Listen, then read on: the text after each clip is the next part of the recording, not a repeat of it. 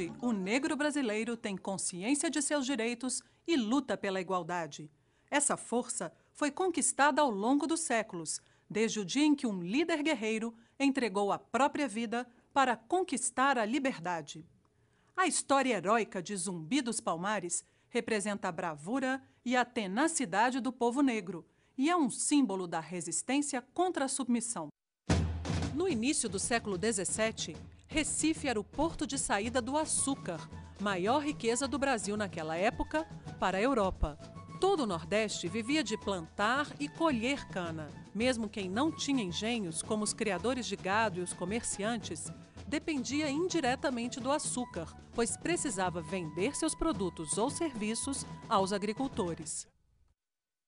O tráfico de escravos entre o continente africano e o Brasil foi talvez um dos melhores negócios do período. O modo com que aquilo será feito levou, evidentemente, a uma sofisticação muito grande nas negociações e no comércio.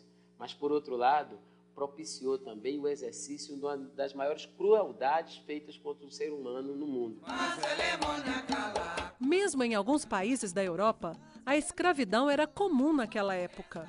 E nas culturas de açúcar brasileiras, onde era preciso muita força de trabalho, a escravidão parecia ser a única solução possível.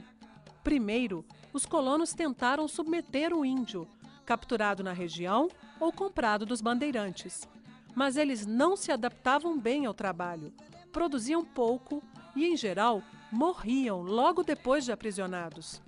O passo seguinte foi a importação de negros africanos, que, embora mais caros, trabalhavam melhor. Quando começaram a chegar os primeiros carregamentos de escravos da África, os senhores de engenho passaram a visitar Pernambuco.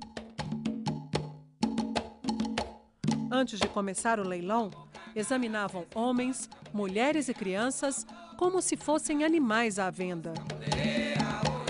No final do século XVI, escravos que fugiam dos engenhos de Pernambuco começaram a ir para a Serra da Barriga, zona afastada do litoral, entre o atual estado de Alagoas e o de Pernambuco. O solo era fértil e a vegetação abundante. Havia extensos palmeirais e, por isso, os negros que ali se estabeleceram passaram a chamar a região de Palmares. Uma pequena aldeia começava a nascer. Tornou-se uma das maiores comunidades de fugitivos do mundo. Mais de 30 mil pessoas no auge. Foi dividida em inúmeros mocambos ou aldeias, nas quais reinventaram cultura e identidades de seus ancestrais. Resistiram às tentativas de invasão das tropas portuguesas e holandesas. Palmares se tornou uma ameaça para os senhores de engenho, que organizaram as entradas, expedições de captura aos quilombolas. Os quilombos também se espalharam por Sergipe, Espírito Santo e Rio de Janeiro. No século XVIII, surgiram outros nas capitanias de Goiás, Mato Grosso e, principalmente, Minas Gerais. Gangazumba foi aquele que deu a conformação mais largo alcance no plano da política para o chamado Quilombo dos Palmares. O que é que ocorre? Nas negociações realizadas entre Gangazumba e o Reino de Portugal, ocorreram traições, podemos dizer assim. Ou seja, acordos que foram firmados não foram cumpridos. E isso começou a desgastar a liderança de Gangazumba perante os quilombolas. Zumbi surgia como grande guerreiro. Seu nome e sua coragem começavam a virar lenda. Vários governadores de Pernambuco tentavam acabar com Palmares, dentre eles Pedro de Almeida. Para ele, mais do que a extinção do quilombo, interessava a submissão dos negros ao governo. Chegou a propor um tratado de paz, que oferecia, em troca da lealdade à coroa, o reconhecimento da autonomia de seus habitantes.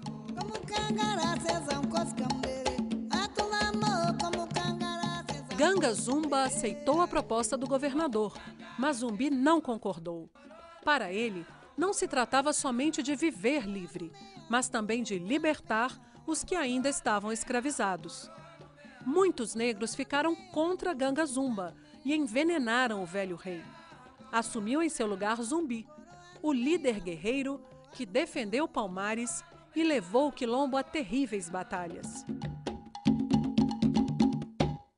O novo governador, Aires de Souza Castro, espalhou por todas as vilas ordens para que Zumbi se entregasse com seus homens. Mas ele resistiu por anos, desvencilhou-se com poucas armas e muita estratégia. Outros comandantes também tentaram prendê-lo, mas não conseguiram. O bandeirante Domingos Jorge Velho comandou a última batalha, que aconteceu na madrugada de 6 de fevereiro de 1694. Depois de um cerco de 3 anos e uma batalha de 22 dias, a luta chegou ao fim. Zumbi conseguiu fugir, mas cerca de um ano depois, foi encontrado em um esconderijo. O grande guerreiro resistiu até a morte. Por mais que a notícia se espalhasse, os escravos não acreditaram e cantaram pela sua ressurreição.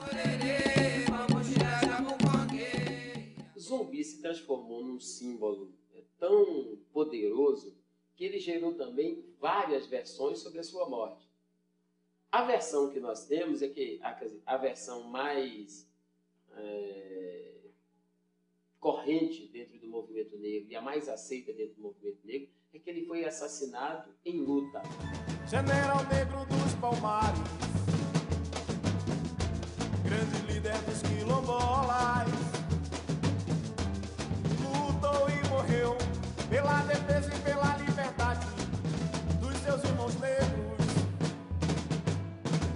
20 de novembro é considerada a data oficial da morte de Zumbi e se comemora o Dia da Consciência Negra. Por simbolizar a libertação do negro brasileiro, Zumbi é considerado um dos construtores do Brasil. Salve Zumbi Rei!